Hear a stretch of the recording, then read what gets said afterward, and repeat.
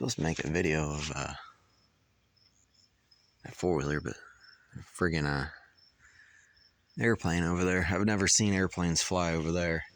But anyway, this is like my fourth attempt to make a video on this. Like, they end up being 10 to 15 minutes long. So this is part 2. Originally got this quad to use as a parts machine for this one. No, it's a helicopter. I changed my mind when I started looking at it today. I messed with it for about 10 minutes this morning before we left. I realized, it's a little bit nicer than that one. A little bit more complete. The engine looks a little bit cleaner. It's hard to tell, but the top end, at least the jug, is cleaner than the rest of the engine. And there's a new base gasket. So I'm assuming it's had a top end rebuilt or replaced. Not 100% for sure. But yeah, basically the previous owner had no key for it. He removed the ignition switch, put a battery in it, said it wouldn't crank with the push button, no neutral light, no headlights, had no spark. He was done messing with it, checked everything. I ended up messing with it. I spliced the two ignition wires together, put my jump pack on, neutral light came on, green neutral light. So shifted it into reverse light came on, shifted it back into first gear or neutral, and then the neutral light came back. Headlights turned on for a minute, then they went out. Not really worried about that right now. Solenoid's bad. The start switch is good. It sends power down there. Wait, I did not check the solenoid to see if it had a good ground going to it, so I need to check that. The harness supplies the ground to the solenoid. It's not grounded out through the frame. So I'll have to check that tomorrow.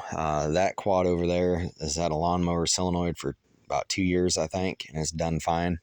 So if the solenoid is bad, this thing's going to get a lawnmower solenoid just because I have one that's fairly new, and it'll work.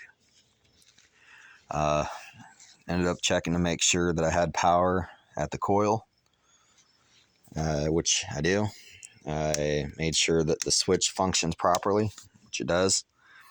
I have power, and I shut it off, and I lose power. The terminals on the coil were really dirty, corroded, muddy, dried mud and corrosion on it. For the coil, I was planning on replacing well, I am still going to replace the coil. Spark plug wire was completely gone. I thought somebody just ripped it off. I guess they screw on.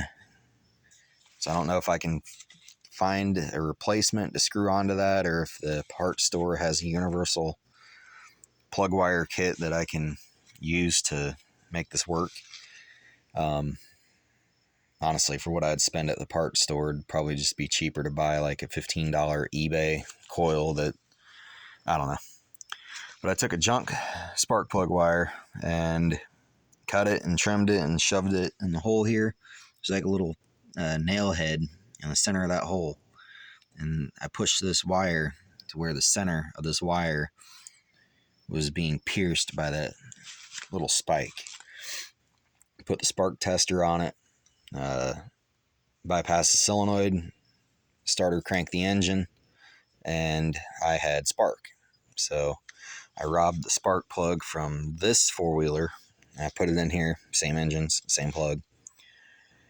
Sprayed some brake clean down the carburetor and bypassed the solenoid, cranked the engine, and it started up, ran, then died. This engine is, I believe it's freaking healthy. It's sounds a hell of a lot better than this one. I hate to say that, but it is what it is. It just sounded like it was had a deeper rumble to it. Just sounded healthy. There was no rattling, no ticking. It was quiet when it started up. This thing, when you start it, the starter and the chain on this thing is loud. This thing's also got timing chain slop. This one, it runs, it rides, but it needs a lot of work. But this engine, I've said it like 10 times. This engine, I believe it's healthy. Didn't blow any smoke. It did blow out some rat's nest and wasp nest out of the back of the muffler. But I ran it a couple times, spraying brake clean down the carburetor, and it sounded good. So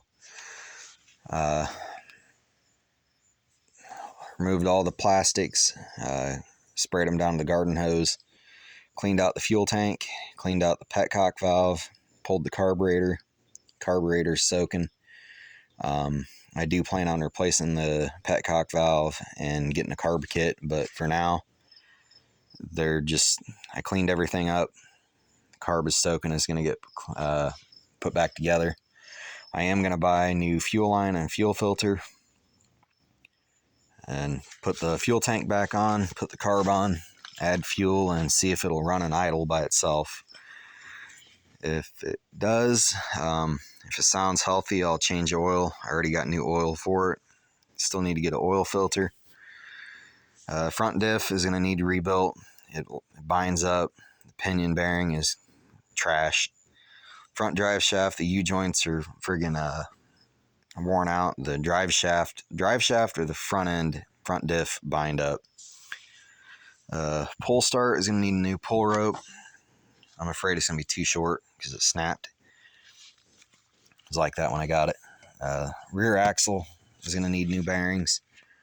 So, I mean, I got my work cut out for me, but with it just having decent fenders and the engine sounding healthy, like this thing, it's worth putting the money into. That one is too. It's just I've been freaking busy with everything else in life. Yeah, I'm glad I'm not stripping this thing for parts. I feel that it'd be a waste. Because like the only thing I was really going to take from this for this other four-wheeler would have been the stator, the regulator, neutral and reverse wiring harness, and the reverse switch. I didn't see